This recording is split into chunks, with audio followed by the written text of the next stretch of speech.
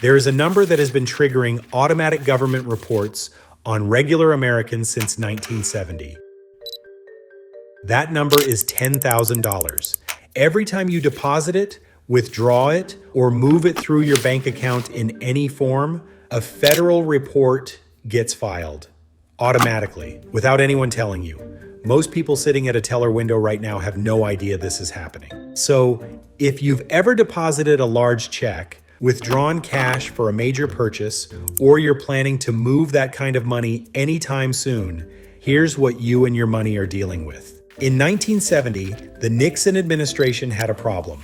Drug dealers, money launderers, and organized crime were running cash through the banking system, and nobody could trace it. Banks weren't required to report anything, so cash moved freely, and the paper trail stopped at the teller window. So Congress passed the Bank Secrecy Act. The official name is the Currency and Foreign Transactions Reporting Act, but most people in finance just call it the $10,000 rule. The idea was simple. Pick a threshold, flag anything above it, and file a report. That threshold was $10,000. Now here's the part most people never think about. In 1970, that $10,000 was the equivalent of roughly $80,000 today. That was a serious sum of money. That was the kind of number that if it was moving through your bank account in cash, it probably meant something unusual was going on. But 5 decades later, Congress has never updated the threshold. So the law that was designed to flag major cash movements by criminals is now capturing everyday transactions. A contractor getting paid in cash, a private car sale, an inheritance, a settlement check. The threshold stayed the same. The dollar didn't. But what exactly happens the moment you hit that number? Your bank files what's called a Currency Transaction Report, or a CTR. They file it with FinCEN, the Financial Crimes Enforcement Network, which is a division of the U.S. Treasury, and they're required to do this within 15 days of the transaction. It applies to deposits, withdrawals, and any combination of smaller transactions that add up to $10,000 or more within a short window of time. The bank handles it automatically. You don't get a copy, a notification, or a phone call. You walk out of the branch and life continues as normal, except that a federal report is now sitting in a government database with your name and your transaction on it. Once FinCEN receives it, that data gets shared across local, state, and federal agencies. And this is not a theoretical record sitting in some forgotten system. It can be accessed, it can be cross-referenced, it can surface in an investigation that has nothing to do with you, just because your number came up. And what this means for you and your money is this: the government has a permanent record of that transaction, tied to your identity, whether or not anything suspicious is actually happening. Now, for most people, that's where the story ends. The report goes in, nothing comes back. But let's say you know about the $10,000 rule. So you decide to split up your deposit to stay under the limit. You put in $5,000 one day, $3,000 the next day, and $2,000 the next week. Every transaction stays under the threshold. The money is completely legitimate. You're just trying to avoid the hassle. But they call this structuring, and it is a federal crime. Even if every dollar you deposited came from a completely legitimate source. The Bank Secrecy Act makes it explicitly illegal to break up transactions specifically to avoid the reporting requirement. It doesn't matter if you knew it was illegal. The pattern itself is the violation. And the IRS enforces this hard. In 2016, the IRS seized $43 million from 600 depositors under suspicion of structuring. Not convicted of drug trafficking, not caught laundering money, just suspected of breaking up their deposits to avoid triggering a federal report. That's it, right? That's the whole crime.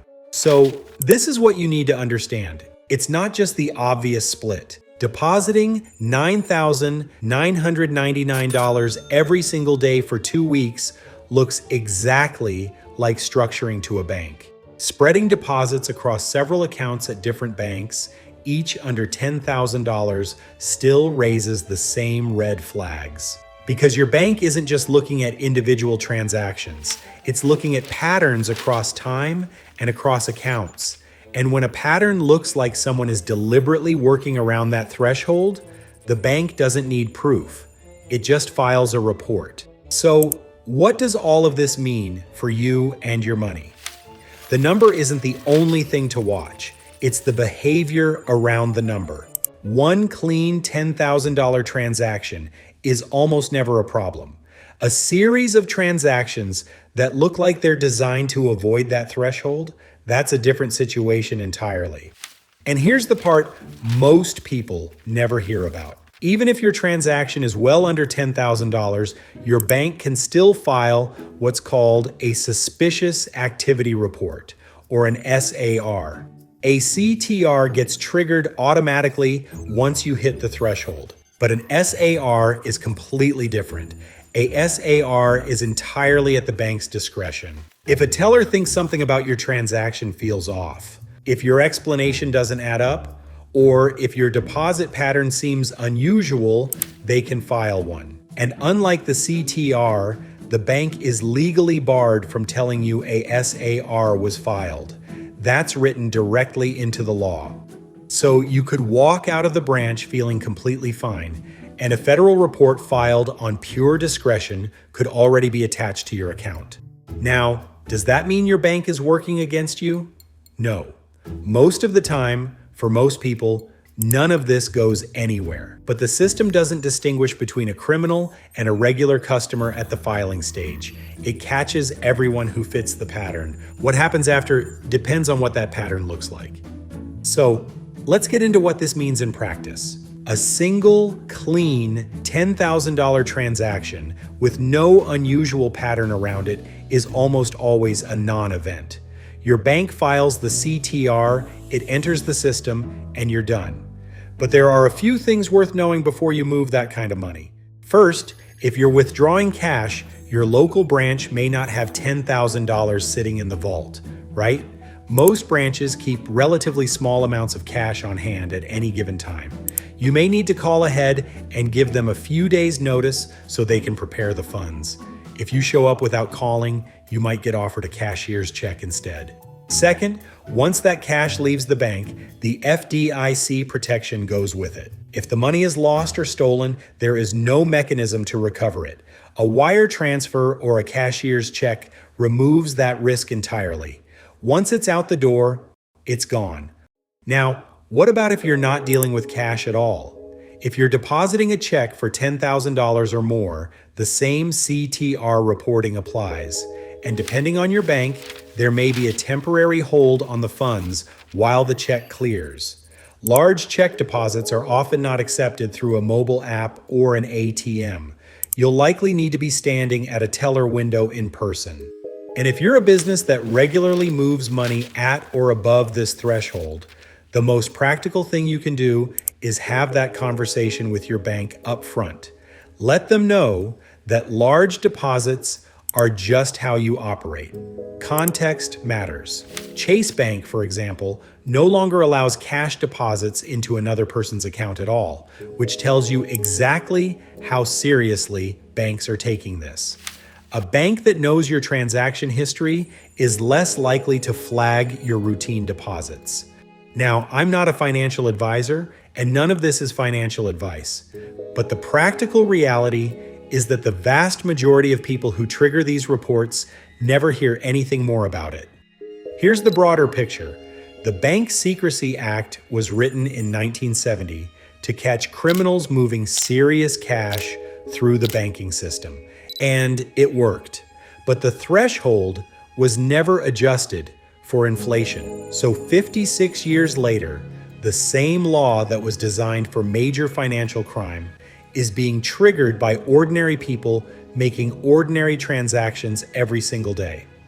So now you know what the threshold is, what triggers it, what structuring looks like, and what happens when a bank decides something feels off before anyone tells you a thing. So what did I miss, or what did I get wrong? Let me know in the comments down below. If you're new here, like, share, and subscribe.